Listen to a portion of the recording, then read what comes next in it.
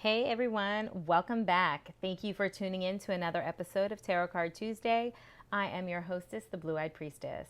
So today, our reading is from September 22nd until September 29th. But today is the first day of the Autumn Equinox. So from this day forward, the days get shorter as we move into cooler months. As Mother Nature prepares for the cold embrace of winter, we should be prepared to start letting go. This is a time for us to release our attachments to taking action and making decisions. So it's more about going with the flow at this point of the year. And it's a time of reflection and releasing what we no longer desire or what we no longer need. It's a time to express gratitude, complete projects, and honor balance. So this is also a time where you're going to reap what you've sown. You know, if you've planted the seeds during the spring and the summer, this is the time when you can be grateful for your harvest. It's a time to slow down and focus more on home and family. So the astrological climate for the autumn equinox is also revealing. Around this time, the sun enters Libra. And for those of you who don't know, Libra is about beauty, harmony, and justice. And particularly, it's about family. So expect those to be big themes as we go into the fall. How we relate to one another in all kinds of relationships, our relationships to our goals, our relationships to our place in the world, and to society and our family and the community will be a big highlight now. All right, you know what to do. Let's pick a pumpkin. Pick card 1, 2, or 3. If you've picked pumpkin number 1 or card number 1, you have picked the Queen of Cups. If you look at the Queen of Cups, you can see the water by her feet. So this card illustrates emotions and your psychic nature. This card is all about using your intuition.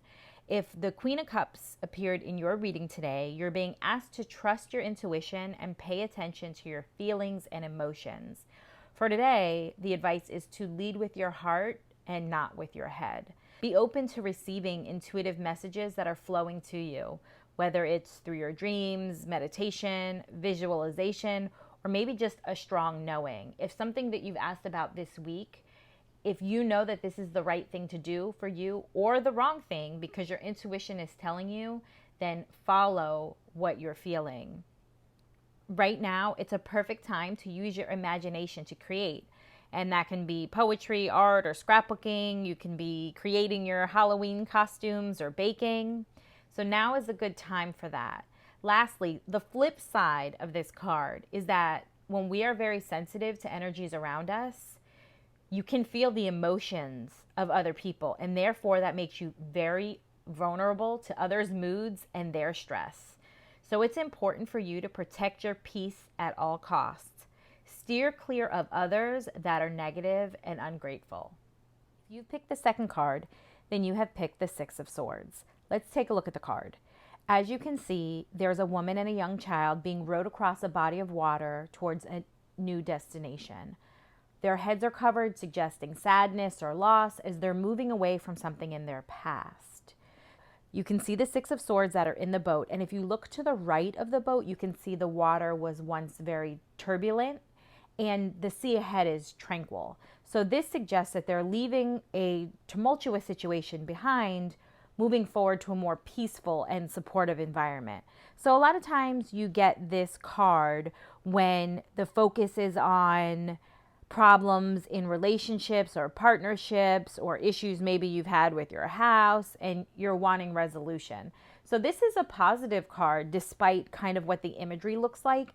It means that you're in a place of transition. You are releasing your baggage from the past and you're moving into a smoother sail ahead. So whatever question you've asked today, that means things are going to get better. They are going to take a more positive turn. Just kind of hang on because you're in the midst of it. You're on the boat and in the transition. If you've picked the last and final card, then you have picked the Seven of Pentacles. Let's take a look. In this card, you can see a man leaning on his hoe, gazing down at his abundant crop. He's worked hard and he's nurtured these tiny seeds into a thriving garden, and he can now take a break and enjoy the fruits of his labor. This is very much on time with the autumn equinox. So if you do look at his face, though, he looks fatigued. He's kind of over it. And he's worked hard for this successful harvest. And success comes from hard work and patience. But this card reminds you, don't overdo it. Don't exhaust yourself. And again, to recap what I said in the autumn equinox in the beginning of this video, this is a time to slow down. You know, the hustle and bustle of the summer and the spring is not what you're supposed to be doing in the winter.